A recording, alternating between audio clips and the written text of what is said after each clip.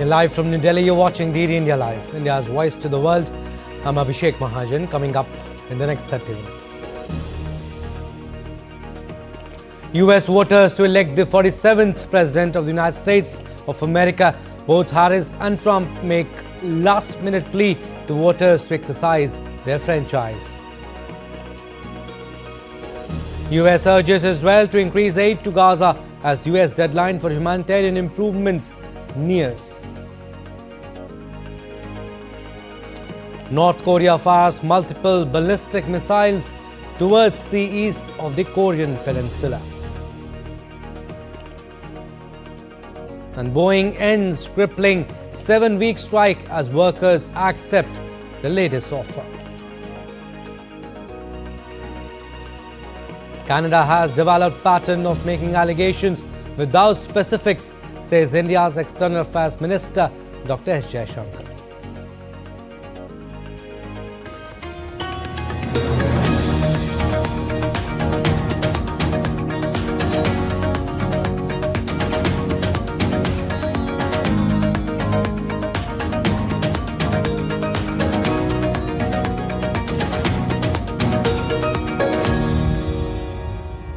Let's get to the latest on the US presidential polls first, as the race to the White House nears the finish line.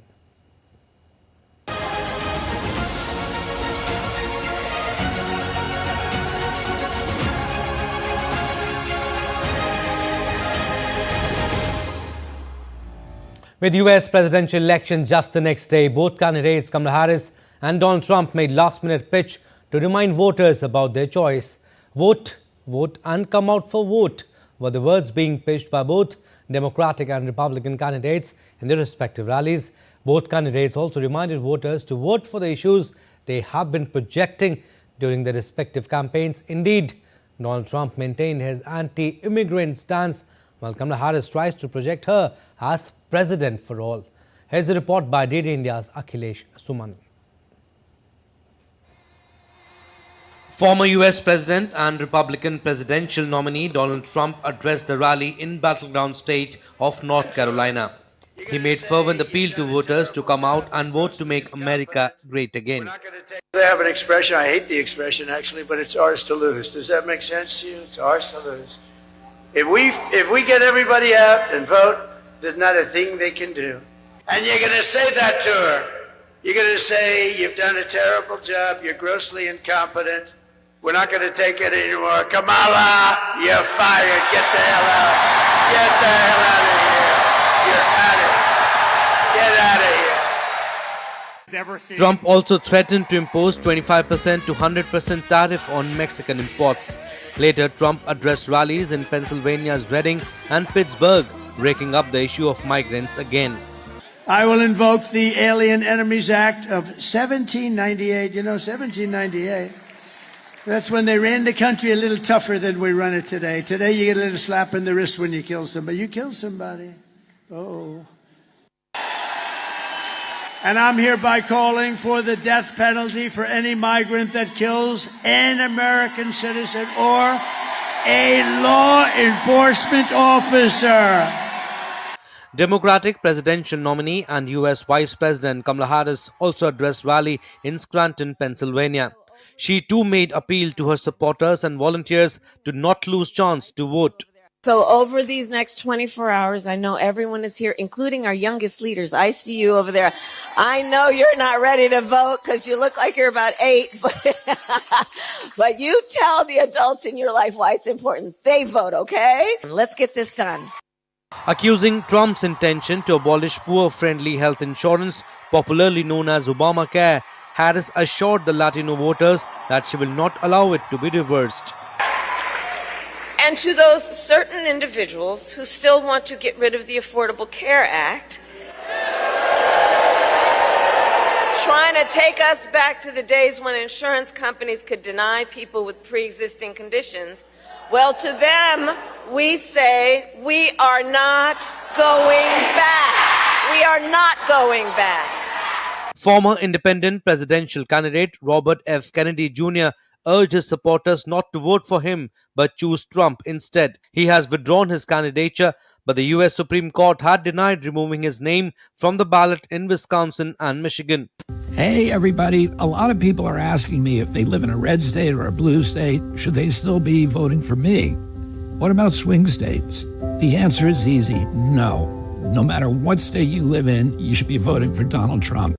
Recent surveys show Donald Trump and Kamala Harris in a neck-and-neck fight. Both have focused on Pennsylvania in the last leg of campaigning. Pennsylvania is the biggest prize among the battleground states, offering 19 of the 270 electoral college votes. Akhilesh Suman's report for DD India. And with hours left for election day voting for US presidential elections to begin, preparations for polling have been completed. DD India's Amritpal Singh reports from West Palm Beach in Florida. Preparations have been completed for Tuesday's election. There is no set national time for voting to begin on the morning of November 5th. Most US states begin voting at 7 a.m. in their local time, while others start as early as 5 a.m. or as late as 10 a.m.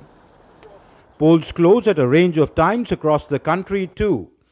Voting will end as early as 6 p.m. US Eastern Time in some states.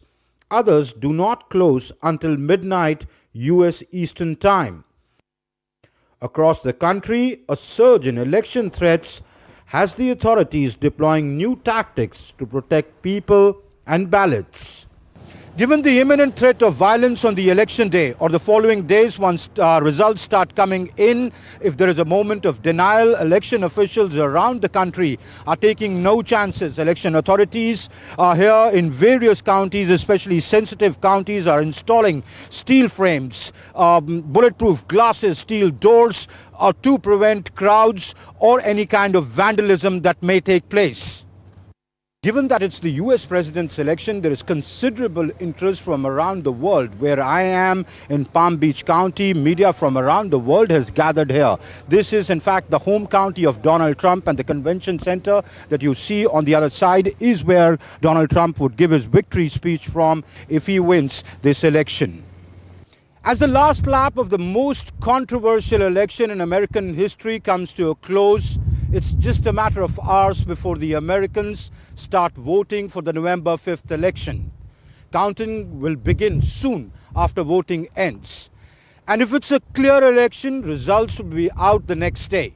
But if it gets stuck, which it could, if it goes into recounts and lawsuits, it would be days before we know who the next president of the United States would be.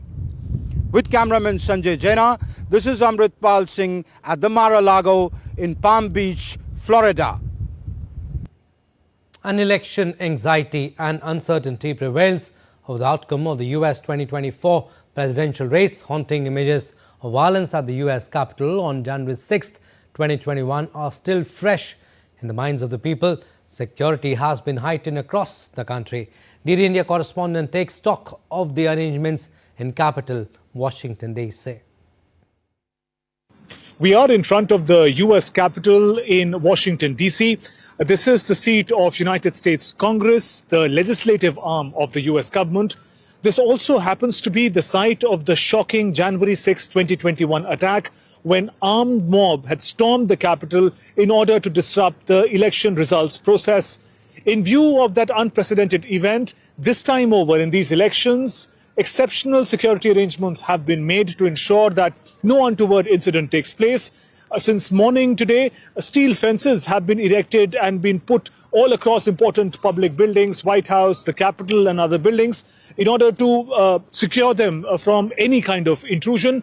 We also see members of the police and Secret Service, sniffer dogs, taking rounds of the city at different places to ensure that security is maintained. The National Security Guard has also been activated, put on alert to ensure that any untoward incident is taken care of. We also see the use of bulletproof glasses, drone surveillance at the polling stations, along with the security of the candidates. The security of the polling stations, the polling officials, is also paramount this time over. There is anxiety, tension and excitement in the air as Donald Trump and Kamala Harris battle it out in one of the most polarizing elections. Soon we'll know unofficially who's going to be the winner and the next president of the United States.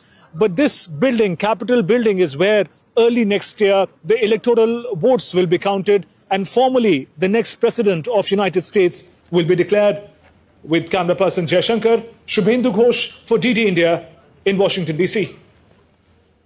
Now let's take a look at what newspapers in Washington, D.C. publish about the historic US presidential polls.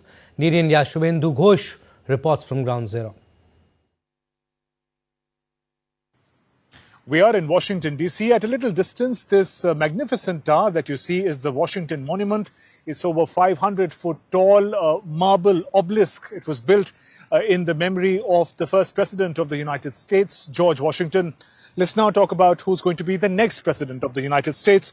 I'm turning to the Washington Post to scan through the newspapers. First, on the front page, there are these images of Donald Trump and Kamala Harris winding up their campaign just ahead of the elections. The article next to it is important, talks about the security concerns in these elections and in the aftermath of the results. Says officials try to safeguard vote count, panic buttons, drones, snipers among plans to protect the elections. Throughout the country, local officials are taking elaborate measures to fortify election-related sites, including plans for snipers on rooftop, protect the key vote-counting headquarters. Panic buttons have also been provided for election workers, and surveillance drones are also buzzing overhead. Let's turn to the next article in the same paper. The headline reads, Harris fights political headwinds on immigration in close race with Donald Trump.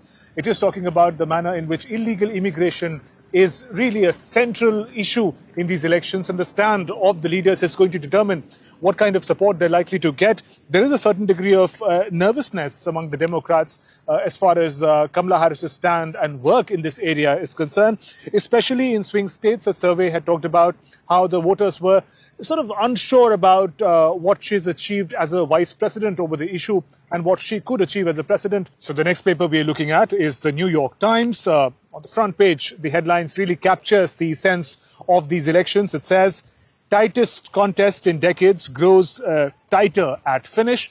The two parts to the article. The first one talks about a stressed electorate eagerly votes early. The early voting trends that we've seen, says an anxious America weary from the vitriolic campaign season and worried about the state of the nation's democracy, with roughly 75 million people have cast ballots in early voting period.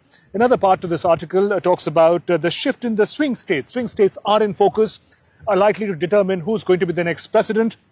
The latest poll by New York Times and Siena College finds that Vice President Kamala Harris is showing new strength in the swing states of North Carolina and Georgia. Meanwhile, former U.S. President Donald Trump has erased her lead in Pennsylvania and is maintaining a certain advantage as far as the state of Arizona is concerned. So an important insight into what's going on just at the time of the contest between Donald Trump and Kamala Harris. The next article that we are picking up from the New York Times looks at how the U.S. presidential election could have a bearing on international affairs. It's looking at the Ukraine conflict from this lens. The headline reads, Harris and Trump offer Ukraine sharply contrasting visions of future. There is an anxiety that has gripped Kiev as U.S. is about to pick a new commander-in-chief. It gives some details of the Ukraine conflict. Ukrainian military is losing ground in eastern Ukraine at the fastest pace in years. An influx of several thousand North Korean soldiers to Russia has added unpredictable new dimension to the conflict. It also talks about that against this challenging conflict background, Ukraine is bracing for the U.S. elections on Tuesday that will allow, almost most certainly shape the course of the future. It depends who comes into power, whether it's going to be Kamala Harris or whether it will be Donald Trump. So what happens next to Ukraine will depend greatly on who wins the presidential elections here in the United States. Those were some of the highlights from the newspapers today. With camera person Jaishankar, Shubhendu Ghosh for DD India in Washington, D.C. And as Americans vote for their next president, let's understand what is at stake in these elections, the unique appeal of Donald Trump and Kamala Harris, and how the new leadership will steer America's relations with India and the world. DD India Shubhendu Ghosh in conversation with Vivek Mishra, an expert on US politics from Observer Research Foundation. We are in front of the US Capitol. America is all set to elect its new president. To talk about it, I have with me a special expert, Vivek Mishra from Observer Research Foundation. Vivek, welcome to DD India. Thank you. Now, we've not seen such a polarized elections. What is your take on what is at stake in these elections for America? I think if you look at the electorate, many things are at stake, but particularly the economy, the state of the economy in particular, and the state of the American democracy. 76% of the Americans today think that the health of the democracy is in danger. And while that cuts on either side on what could it mean for a Democrat or a Republican, but the general sentiment resonates strongly with the people here, that there is a change that needs to be done. And you also see American politics traditionally has been Republican versus Democrat, now becoming some sort of a contest between cults, because we see Donald Trump and Kamala Harris personifying a different vision for the future in that sense. What is their appeal, according to you, that works in these elections? So as you saw in the aftermath of the announcement that Kamala Harris was going to be the Democratic candidate, you saw a swell of support among the women, among the youth of this country, because they really sympathized with the idea of Kamala Harris coming as a new change to the government, to the next administration.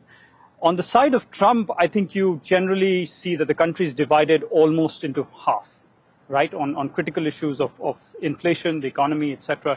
And they see the Biden-Harris administration as really not having done what they should have done. And that resonates strongly with the people. Given the superpower that America is on the global stage, what happens here, person who becomes the president, would have great bearing on a lot of global issues. I'm thinking of the Ukraine conflict, also what's happening in Gaza and elsewhere. What is your take on the kind of impact that these elections could have on the world outside? So the whole world is watching this election with bated breath. And one of the critical issues is what happens to Ukraine. Now, Trump has particularly said that he will solve the issue in 24 hours, particularly the Ukraine conflict. But I think to Zelensky and to the Ukrainian conflict, either, the next change would have to deal with a lot of challenges for Ukraine. And on the Gaza question, I think Trump, should he win, is going to latch on to that question, because he considers himself to the president who brought the Abraham Accords to the region, which sort of brought a semblance of peace and stability in the region.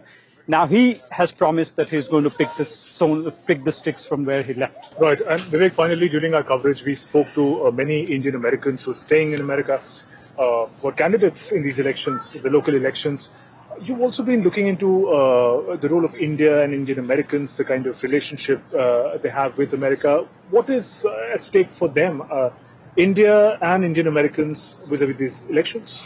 Interesting. So there is, as you have noticed, that there is a swell of shift within the Indian American community. And one of that shift reflects the fact that they are probably going towards voting Republicans, because traditionally the Indian Americans are seen as being Democrat. And that changes, of course, because people here don't see, many of the generations of people who have lived here don't see them as Indians as such, but I think as Americans. And then immigration becomes a concern if you're a resident here and if that's a genuine problem.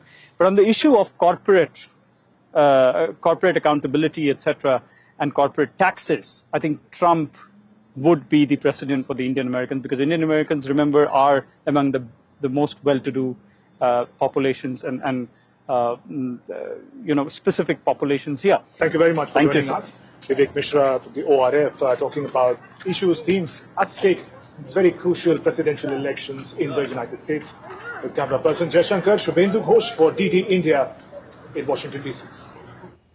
And the US presidential elections operate differently from popular vote system, and this is a mix of indirect and popular voting. So in the United States of America, voters actually choose an electoral college which ultimately selects the president and the vice president. And here's how it works. In the US system of voting, even though the voters vote for one of the presidential nominees on the ballot papers, the US president is elected by 538 electors from across the nation, and this number represents the combined total of members in the Senate, the House of Representatives, plus 3 electors from Washington, D.C. Every state has a fixed number of electors according to its population, and so winning the presidency requires 270 out of total 538 votes. And it's a winner-take-all electors in most states. This means whoever wins the popular vote voted by the individual voters in a particular state claim all the state's elector votes. For example, there are 19 electors in Pennsylvania. Whichever candidate gets majority of votes in his favor gets all 19 electoral college votes. Nebraska and Maine are the only exception to the norm. Rather than allotting all the state's elector points to the winner of statewide popular vote, Maine's 2 votes go on the basis of majority in the state and rest 2 on the basis of district-wise majority. So, Nebraska awards 3 electoral college votes based on majority in each district and rest 2 on the basis of majority in the state.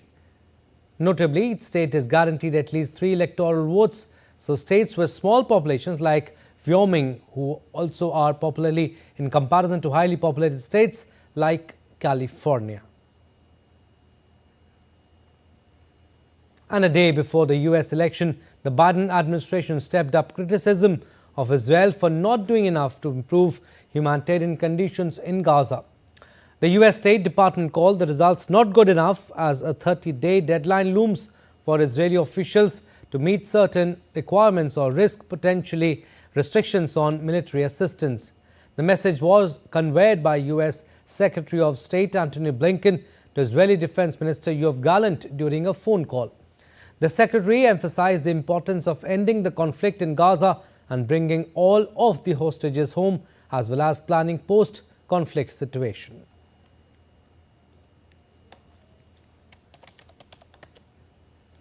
Now, meanwhile, as the world leaders continue to urge immediate ceasefire in Gaza, reportedly the United States and Saudi Arabia are discussing a potential security agreement that won't involve a broader deal with Israel.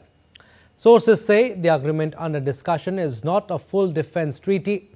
Saudi Crown Prince Mohammed bin Salman and the White House want to reach the agreement before President Joe Biden leaves office in January. And North Korea fired an unidentified ballistic missile towards the sea east of the Korean peninsula. The launch was Kim Jong-un's first weapons test since being accused of sending soldiers to Russia. South Korea's Joint Chiefs of Staff said its second launch in days and just hours before Americans vote for a new president. The Japanese government also said North Korea fired what could be a ballistic missile. The launch came hours after US and South Korean defense chiefs called on Pyongyang to withdraw its troops, warning that North Korean soldiers in Russian uniforms were being deployed for possible action against Ukraine.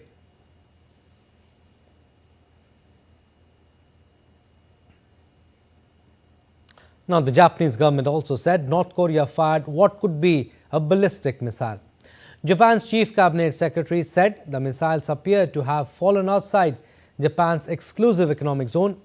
Yoshimasa Hayashi said North Korea's repeated missile launches are absolutely unacceptable, adding that Japan views them as a security threat. Now, Boeing workers in the United States We are currently analyzing the details in close cooperation with the United States and South Korea, but we believe that the missiles fell in the Sea of Japan off the east coast of the Korean Peninsula outside our maritime exclusive economic zone.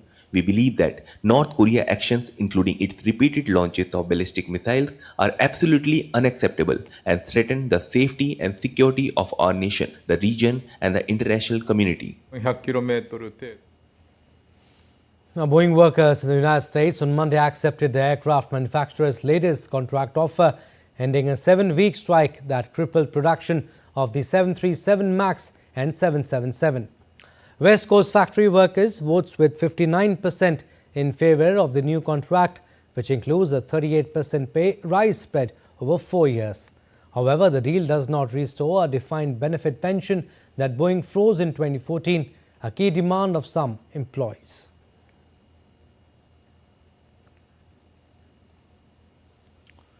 Now, India remains deeply concerned about the safety and security of Indian nationals in Canada, especially after the violent disruption outside consular camp in Brampton, Ontario on Sunday. After Prime Minister Narendra Modi said such acts of violence will never weaken India's resolve, External Affairs Minister Dr. S. Jaishankar too expressed concern, saying it was unacceptable that Indian diplomats had been placed under surveillance by Canada. I think what happened at the Hindu temple in Canada was obviously deeply concerning. You would have seen the statement first by our official spokesperson and also the expression of concern by our Prime Minister yesterday. That should, I think, convey to you how deeply we feel about it. Canada has developed a pattern of making allegations without providing specifics. Secondly, when we look at Canada, for us, the fact that they're putting our diplomats under surveillance is something which is unacceptable. Well, that's all for this edition of DD India Live, but do let us know your thoughts on the news of the day. For those on the go, you can get all the latest news and updates from India and across the world on DD India mobile app. The app is available on both Android and iOS. Scan the QR code on the screen to download now. And we'll be back with more news as it breaks here on DD India. I'm Abhishek Mahajan from all of us here in Delhi. Thanks for watching DD India Live.